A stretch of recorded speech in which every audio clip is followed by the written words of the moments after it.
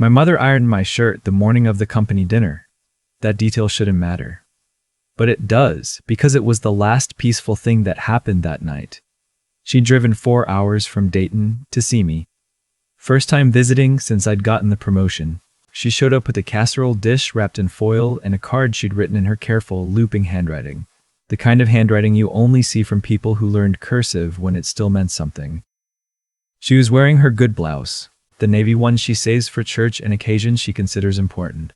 I told her the dinner was business casual. She asked me twice what that meant. I should have stayed home with her that night. I should have ordered pizza and let her tell me the neighborhood gossip and watched whatever show she likes on Friday evenings. Instead, I brought her to the one place that would make me understand, permanently, who I actually was to certain people. Let me back up. My name is Adrian. I'm 31. I worked in commercial real estate development in Columbus, Ohio. I'd been with Hargrove & Lind for 4 years.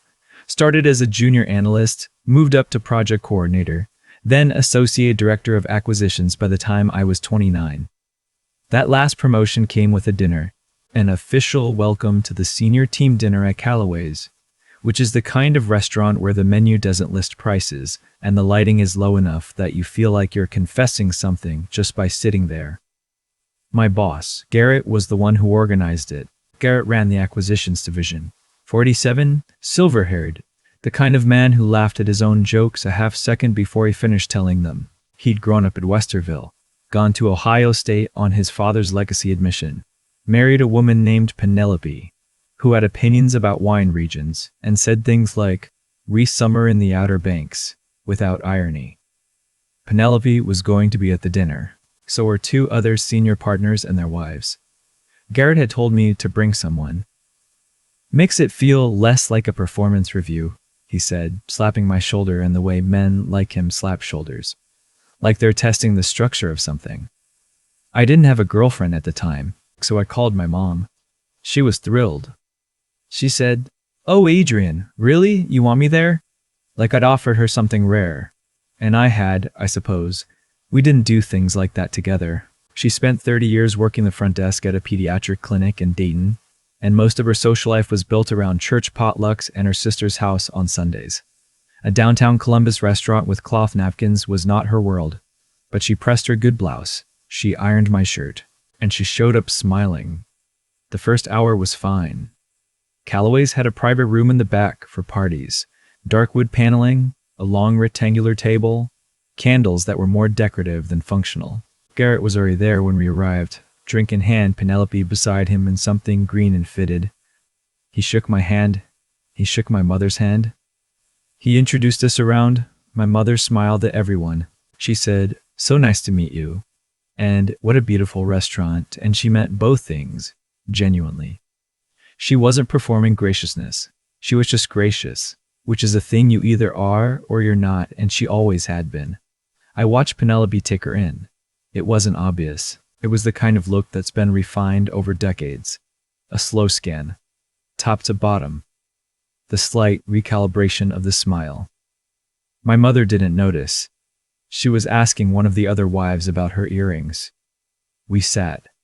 The menus came. My mother leaned over and whispered, "Do I just pick something?" And I whispered back, "Yes, anything you want." And she nodded seriously like I'd given her an important instruction. She ordered the salmon. She held her fork the way she always has, which is not the way Penelope held her fork. I noticed Penelope notice. It happened at the end of the main course. The conversation had moved into the territory these dinners always move into eventually. Past deals, current projects, the kind of storytelling that is really just credential flexing, dressed up in anecdote. Garrett was talking about a development in Dublin, the suburb, and how they'd navigated a zoning issue that could have stalled everything. I'd actually been the one who found the legal workaround. Garrett told the story without mentioning that. I was used to it. Then one of the other partners, a man named Bruce, asked my mother what she did. "I work the front desk at a pediatric clinic," she said. "In Dayton. Have for about 30 years now." "Oh," Bruce said. "Just oh." Penelope made a sound. Soft. Quick. The kind of sound that isn't quite a laugh, but is designed to communicate amusement to whoever is listening. She leaned toward Bruce's wife and said, in a voice pitched low but not low enough, Bless her heart. She probably thinks a Roth IRA is a type of salad. Bruce's wife smiled behind her water glass. My mother didn't hear, or if she did, she didn't show it. She was cutting her salmon into careful pieces. I heard. I set down my fork.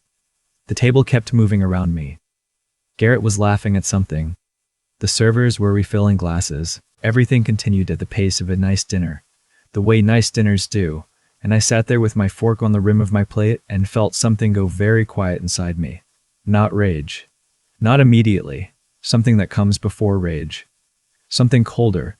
I looked at Penelope. She was talking to Bruce's wife, still smiling, already moved on. She hadn't even thought twice about it. That was the part that did it. Not that she'd said it. That she'd already forgotten she had. I picked my fork back up. I finished my salmon. I listened to Garrett finish his story, and I spent the rest of that dinner making a decision. I need to tell you something about my mother before I tell you what happened next. She raised me in a 2-bedroom apartment on the east side of Dayton until I was 9. Then we moved to a rental house on Arcadia Avenue when she got a small raise and her sister helped with a deposit. She drove a 2003 Honda Civic until it had 190,000 miles on it. She packed my lunch every single school day until I graduated high school, and she always put a note in the bag. Not a long note, just a sentence. Something like, "You're going to do great today," or "I made the good chips." Small things. Consistent things. She worked the early shift so she could be home when I got off the bus. She went to every single school event I ever had, including a science fair where my project literally fell apart while the judges were standing in front of it. She stood there with her arms crossed and said, loud enough for me to hear, "That just means you're going to rebuild it better." She couldn't help me with my college applications. She didn't know how that process worked, but she drove me to the library 3 Saturdays in a row so I could use their computer and ask the librarian questions. She sat in the parking lot and waited. She never once made me feel like where we came from was something to be ashamed of. Penelope had never met her before that night. She knew nothing about her. She looked at a woman in a navy blouse with a kind smile and 30 years of showing up, and she decided that was something to quietly laugh at. I didn't make a scene at dinner. I want to be clear about that, because I think people expect a certain kind of story. The dramatic confrontation, the standing up, the speech. That's not what this was. What I did was quieter and, I think, more permanent. The next morning, I went into the office an hour early. I pulled every project file I'd personally managed over the past 2 years. I put together a document, clean, formatted, professional, that outlined my direct contributions to each acquisition, deals I'd sourced, contracts I'd negotiated, the Dublin zoning workaround, documented in my own emails and memos. 43 pages. Then I requested a meeting with both senior partners who had not been at the dinner, the ones above Garrett. I told them I had concerns about attribution on several major acquisitions and that I'd been approached by a competitor. Both things were true. I had been approached 6 weeks earlier by a firm called Meridian Capital Group that was expanding into the Midwest market. I hadn't taken it seriously at the time. I emailed Meridian that morning before the meeting. The meeting with the senior partners took 40 minutes. I walked in with my 43 pages. I walked out with a conversation that had shifted in a direction I hadn't fully anticipated. They asked me what it would take to keep me. I told them, clearly, what I needed.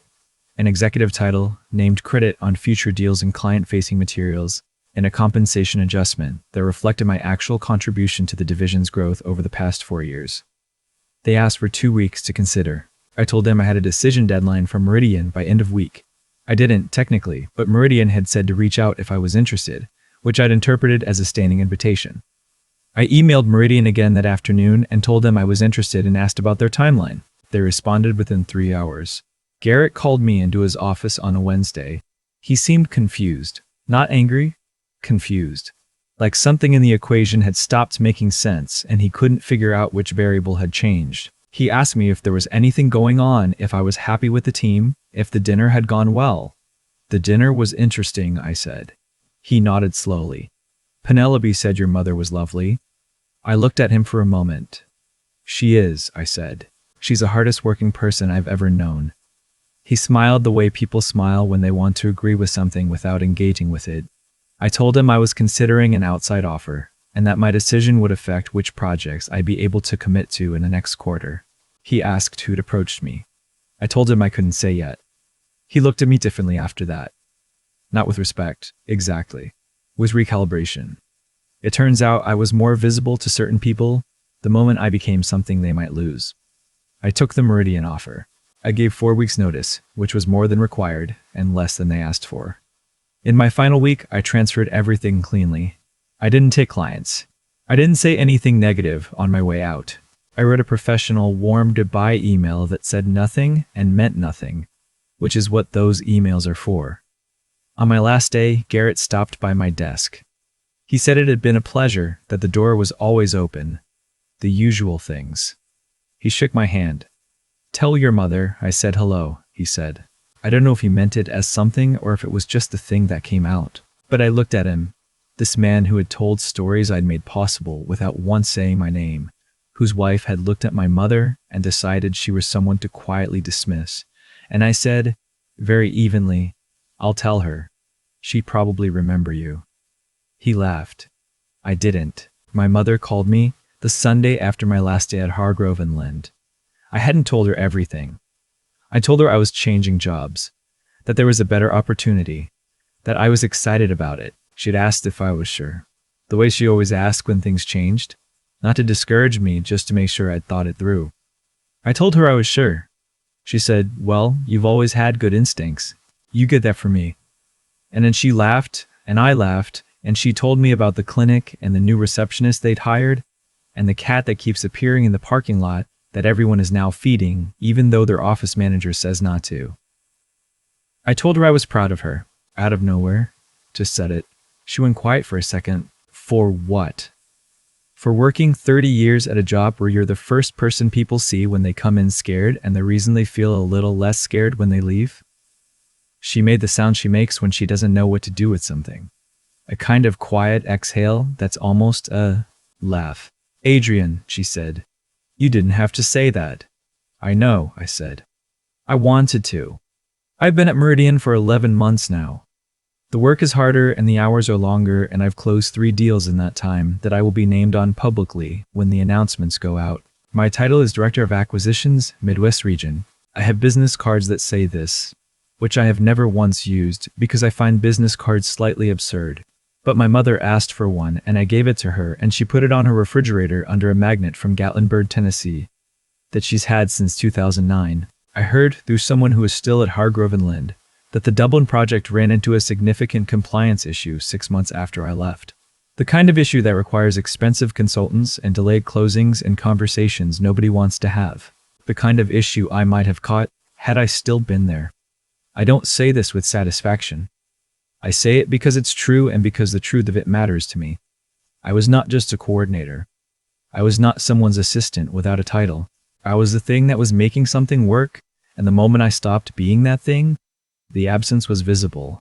Penelope would not know my name if you asked her. I'm nearly certain of that. That's fine. She doesn't need to.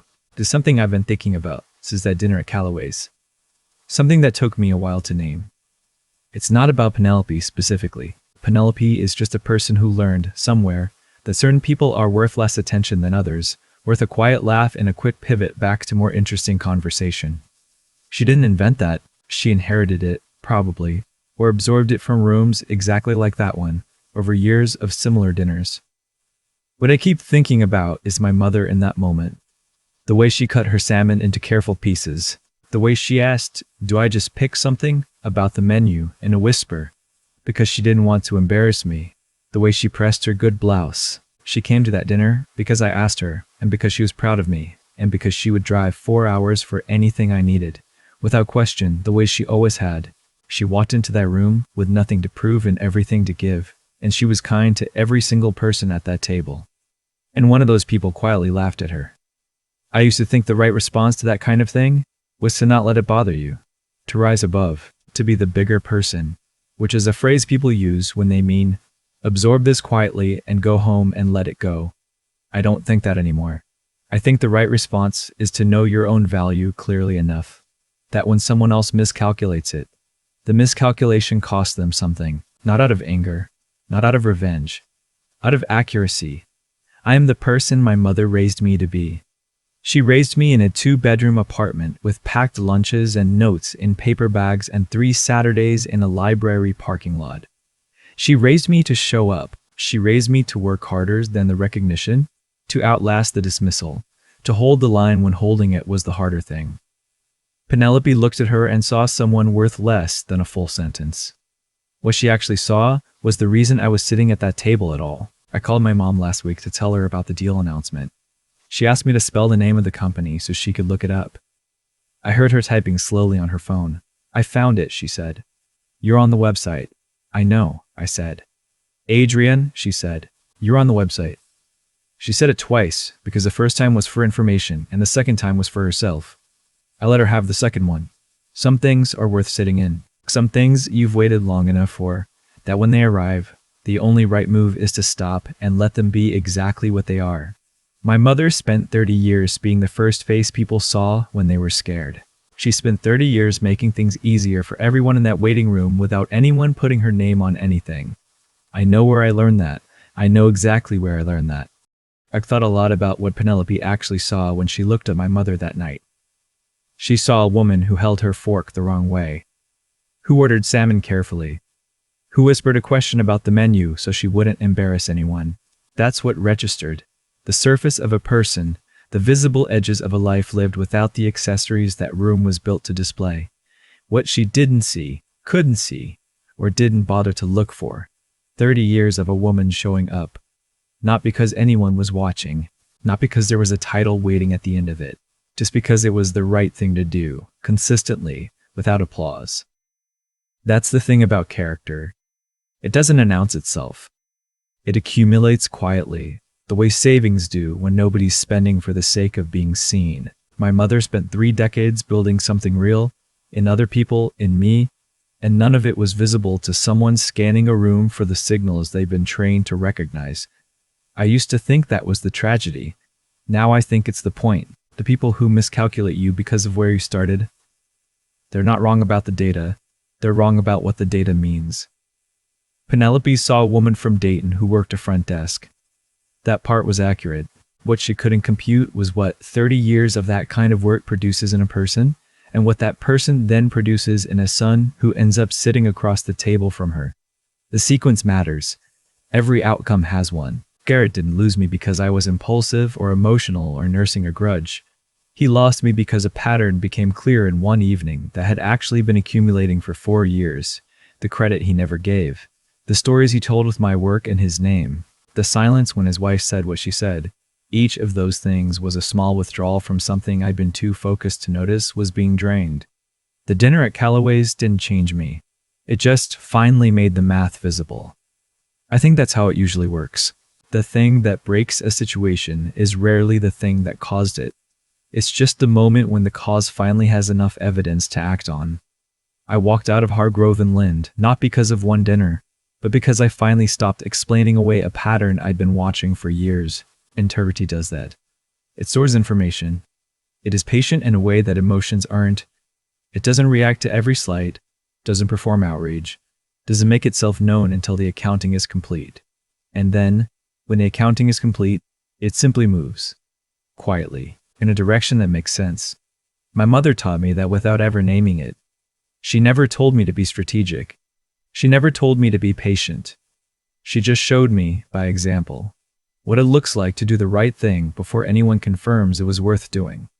To work before the reward, to show up before the recognition. To be, consistently, the kind of person whose absence eventually becomes expensive to someone who never thought to value the presence. That's not a philosophy I read somewhere. That's a woman in a navy blouse who ironed my shirt and drove 4 hours and held her fork the way she always has. I keep her business card on my refrigerator now. The one with my name and my title on it. She asked for one, so I gave her one and she put it under the Gatlinburg magnet like it was exactly where it belonged. Maybe it is.